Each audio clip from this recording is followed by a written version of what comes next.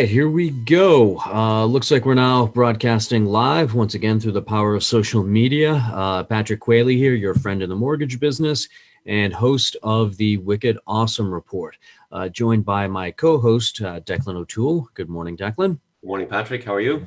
I'm doing well. So Declan joins us from Select Real Estate, and he's our co-host here, broadcasting on the Wicked Awesome Report every Tuesday and Thursday morning at about 10 a.m.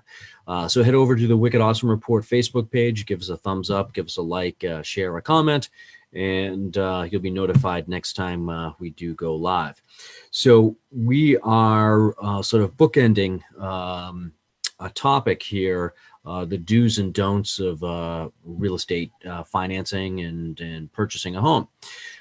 Last episode, we talked about really more things on the financing end of things, sort of my area of expertise, I guess.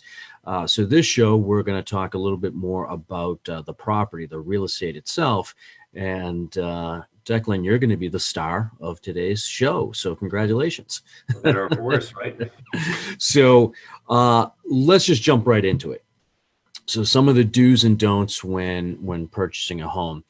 So obviously you represent both buyers and sellers. So you've got perspective on both sides of it. Let's focus more on the buyer side for this episode.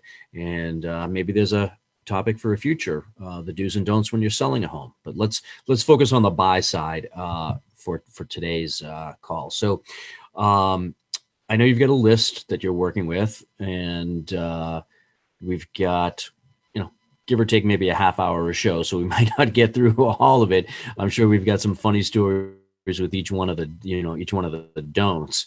So I'll throw it out to you. What's the number one or first item that's on your list that a buyer should be aware of to either do or not do when they're looking at buying a home?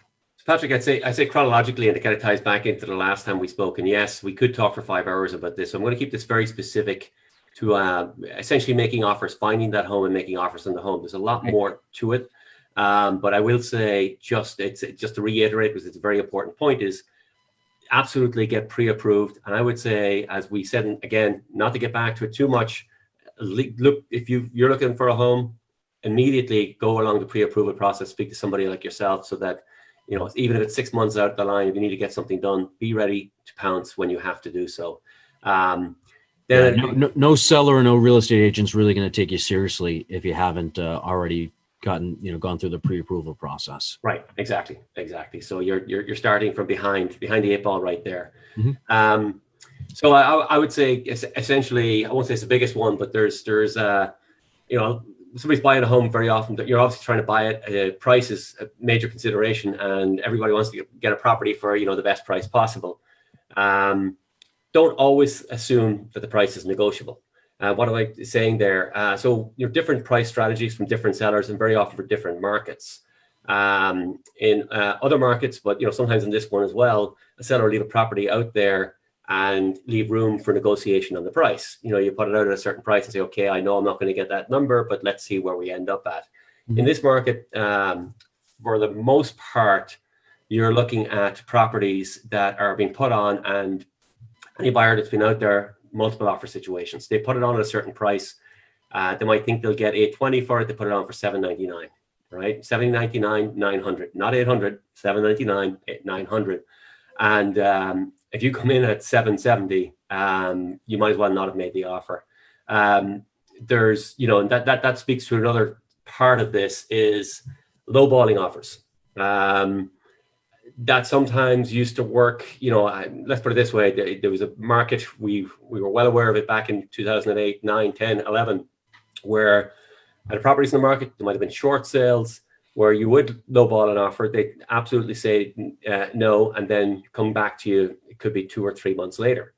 That's not the market we have right now. Yeah, I'd say back then we were dealing with more homeowners, more consumers that were in a certain amount of financial distress.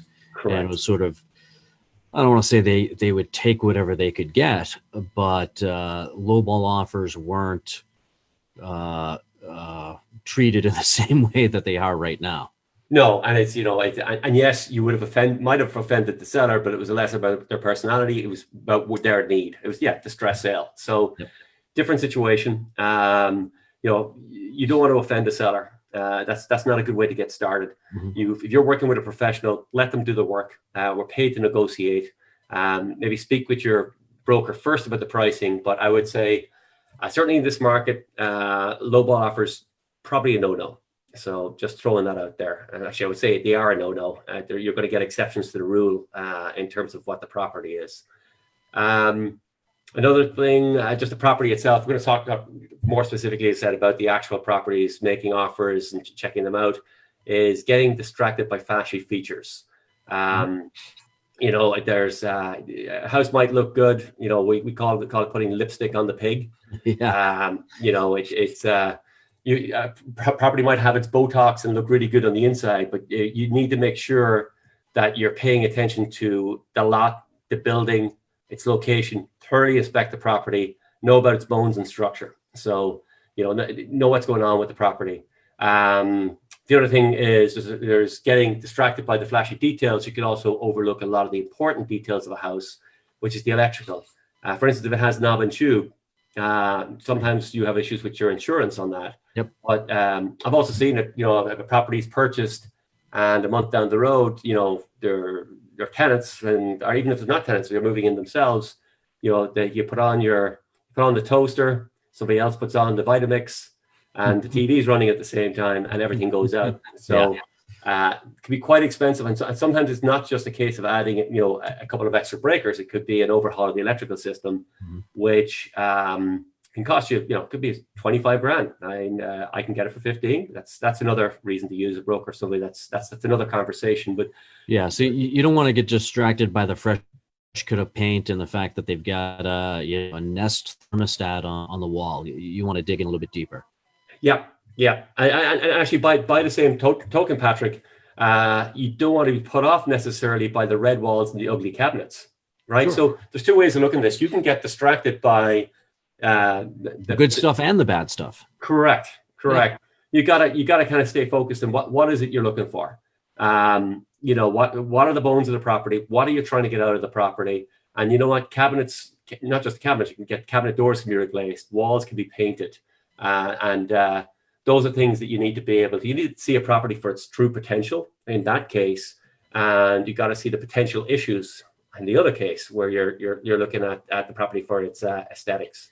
Yeah, so you got to use your imagination in terms of the cosmetics, but you got to dig in a little bit deeper to see, I guess, what the bones of the house are and make sure everything is structurally sound. Again, the leaks in the basement. The good and bad. You got to take it both and understand what you can and can't live with, and what can and can't be fixed or changed. Yeah, and it's you talk about looking at a roof, you start looking at siding, but any good home inspector will tell you, your best knowledge of a home is usually in the basement. That's where the systems are. You get to if you can bring somebody through that knows a little bit about the mechanics of a building, and just make sure that everything looks good. Water heater, it's not a huge cost, but that goes, you got a flood. That's, it could cost you, replacing it's anywhere from $700 to $1,000. Boiler, obviously, you need to take a look at. As I've already mentioned, the electrical, and obviously a roof is a very important feature to take a look at. Something else I think is just in terms of what you're looking for from you're living in a property, is limiting a home. Sometimes people limit what they're looking for. They want to get a nice colonial. They won't touch a ranch. They won't look at another style of property. So you got to keep in mind when you're buying a home is where you make it. It's a lifestyle that you have. It's not what it looks like on the outside. Unless you are, that particular, but you're going to find a situation. Let's say, give the example of the person who wants the colonial, doesn't want the ranch. They maybe, it depends what they're looking for. Like I can speak to myself, the whole COVID thing, we may be looking for a home ourselves pretty soon.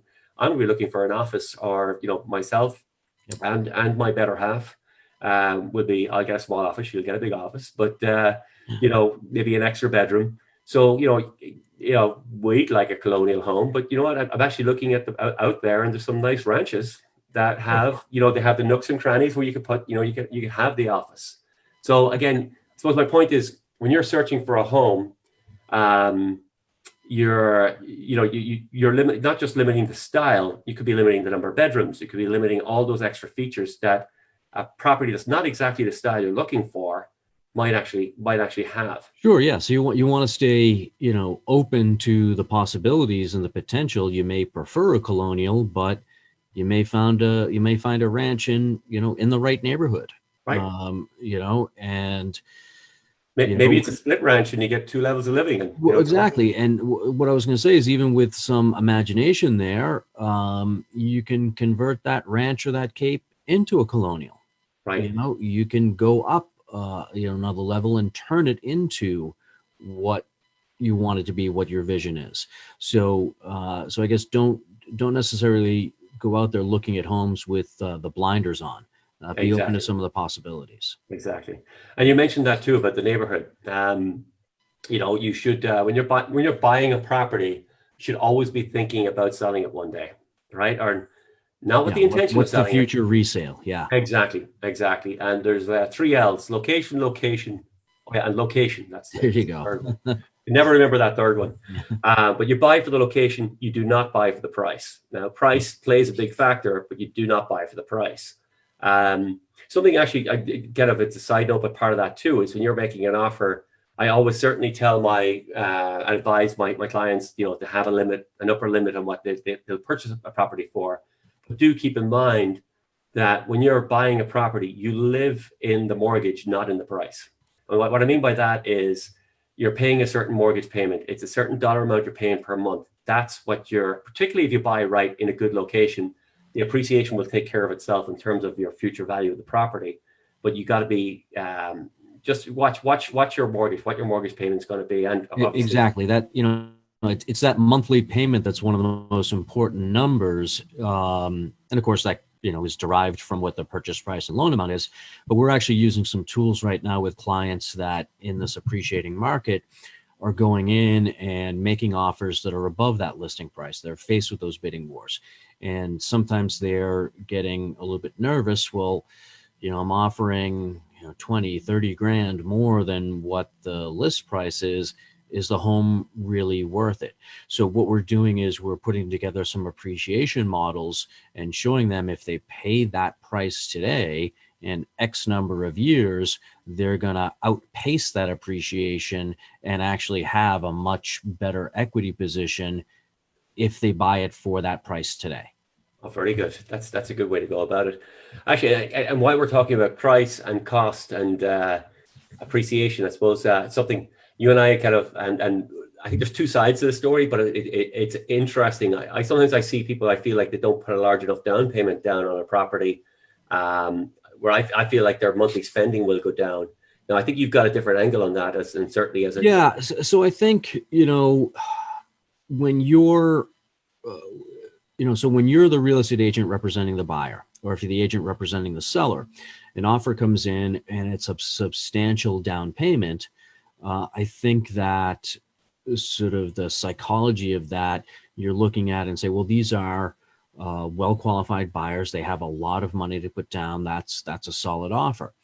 On my side, in most cases, and there's always exceptions to the rule, but in most cases, I'm going to advise a client to put as little down as they can, get away with, and the payment still be affordable for them.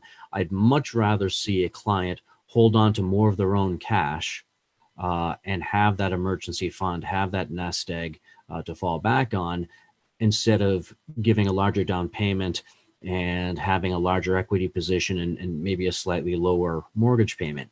And, not to compare exact numbers, so, these numbers may not play out, but sort of the example, the formula does. So one way that I would propose it to a client, so Declan, if you're buying a home and you're deciding on whether or not you're going to put 20 or 25% down, I'll say to you, okay, well, look at it this way. Which is more important to you? That extra $50,000 in your bank account, or an extra $200 a month? Okay. In my perspective, I would tend to say it's going to be easier to come up with an extra $200 a month than it is to come up with 50 grand all at once if you need it. I'd much rather see you as a client hold on to that $50,000 in your bank account and figure out a way to come up with an extra $200 a month. And that may be simply tapping into that 50,000 until you sort of grow into that payment with new job raises, and you have a little bit more income. So my only counter to that, as you said, I work on the buy side and the sell side as a seller's agent. And I think there's a compromise here is so that you're talking about specifically, going back to where, what are you better off as a buyer going forward? When you make an offer, one of the first things you look, I do a line item, right? Price. Usually the next thing is loan to value, right? Is how much you're putting down. Because because you're as a seller, you want to know how likely is this person to close compared to the other three people that are behind them. Yep. So this is my thinking is, certainly as an agent, and again, we can go over and back on this, but I feel like if you can put as much down as possible, certainly at the offer stage. Now, of course, when you get the loan, it doesn't necessarily, they have to be able to prove that they can get to a certain loan amount, loan to value. They don't necessarily have to close with that, or more to the point, maybe they could close and then refi in 3 to 6 months time. And there's a lot of times there's a difference between what the earnest money deposit is and what the down payment is. Yes. It doesn't always have to be the same number.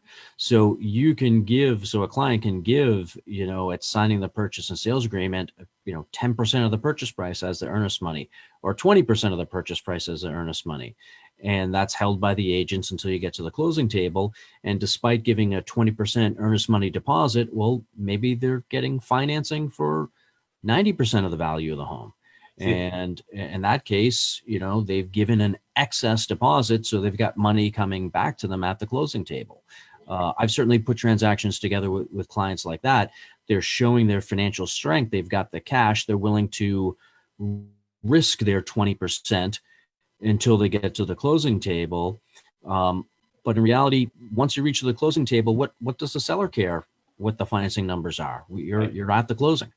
They get the same amount of money at the closing. Exactly. You just want to make sure that seller is informed enough to know that loan to value being lower, that you can you're showing your value with the higher deposit. Exactly. And that's, and that's why you got to work with, competent, knowledgeable, experienced real estate agents in the transaction. One of the things we were talking about earlier, sort of the do's and don'ts, if you go in making an offer and you're not represented, that create some challenges for that buyer. So talk about that for a minute. So what the advice you have or the do's or don'ts for a buyer making an offer if they think they should go in and make that offer without being represented by a real estate agent? What are the pitfalls there? Well, I'll tell you this. When I'm selling a house, I lick my chops when I see, I'm a nice guy, but I eat what I kill, right? Yeah. So if I see a buyer that comes directly and I'm selling a home, my job is to get the best prices and terms for my seller possible. What buyers come directly to me, always overpay. I'll emphasize that. Always overpay. So I get the logic, right? None of us want it. It's a lot of money. Here's the other thing too, is if you're a buyer and you're buying a home, and you're working with agents, the seller pays the fee. Now, there's a little bit of it being baked into the price. Don't get me wrong. It's not all, but basically, from your perspective, you're purchasing a property, you're not paying the fee first off. So that gets taken off the plate. That gets taken care of by the seller at the closing. You might be good at math. You could be mad Excel. You may have mad Excel skills. Maybe it's Google spreadsheets you use, right? You could be fantastic. But there are too many intangibles that you cannot calculate when you're purchasing a property. And that's and again, we could do a whole show, we could do a whole day on this one, but there's a number of different things. The agent knows the market better. They can give you advice, just like the very first thing we talked about, getting pre-approved, walking you through it. They know the professionals, everything down to the right mortgage broker, the attorney, but even there are other things. You see a property, maybe it has an issue with the stairway and maybe the cabinets we talked about. Maybe there's hardwood floors that need to be taken care of, or even the electrical work that needs to be done. Yeah. A lot of these agents, if they're good at what they do, they live and breathe. They're in that industry. they know people that can take care of this stuff. That's their profession, to help and guide you and give you some advice as to what the challenges or what the positive features of the property may be, but also to connect you with the right professionals, contractors or whatever, to bring your imagination to life. So if you are, like we talked about earlier, if you don't have the blinders on and you're open to possibilities in a property, well, sure, maybe you need a contractor to bring those possibilities to life. And if you're working with a good real estate agent, they should have those connections to be able to help you.